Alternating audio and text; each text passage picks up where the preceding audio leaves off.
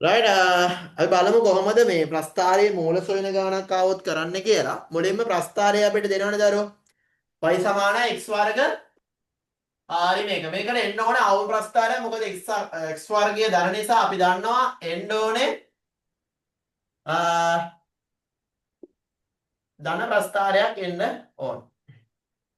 1 2 ඍණ 1 ඍණ 2. ඒගොල්ලෝ කියලා නැහැනේ අපිට ගන්න කියලා. මම එන x බිංදුව දානවා ඍණ 1කින් කැපෙන්නේ.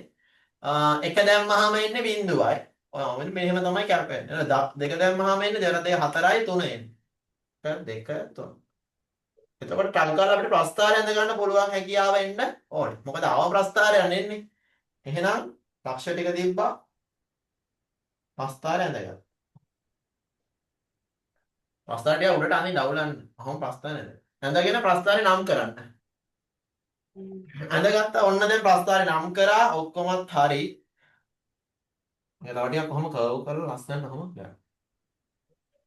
ඊළඟට මොකද්ද අපිට කියන්නේ? ප්‍රස්ථාරය අඳින්න. ඒ කියන්නේ අපිට ඕන අර ඔයගොල්ලෝ දන්නවනේ අගයන් ටික දාලා අපිට අගය වගුව හදාගන්න පුළුවන් නේ. ඍණ 2 ඍණ 1.1 2.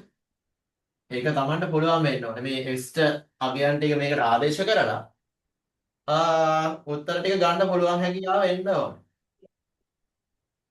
හරි නේද? පැහැදිලිද?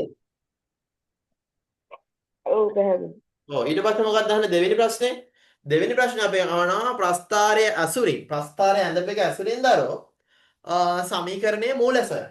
සමීකරණයේ මූල කියලා කියන්නේ මෙන්න මේ x අක්ෂය කැපෙන තැන් දෙක. මේවා තමයි මූල කියන්නේ. මොකද මෙතන x අක්ෂය කැපිලා තියෙන්නේ x සමාන ඍණ 1 මෙතන x සමාන ධන 1. එහෙනම් ප්‍රස්ථාරයේ මූල මොනවද?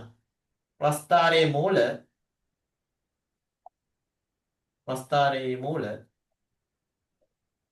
එකක් x සමාන ඍණ 1 අනිත් එක මොකද්ද?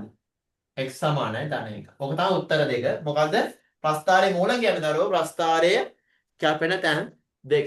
ඉතින් ඕක දාගන්න මේක විභාගෙදී මතක තියා යන්න විභාගෙදී ලකුණු දෙකක ප්‍රශ්නයක්. right මේක ලියාගන්න.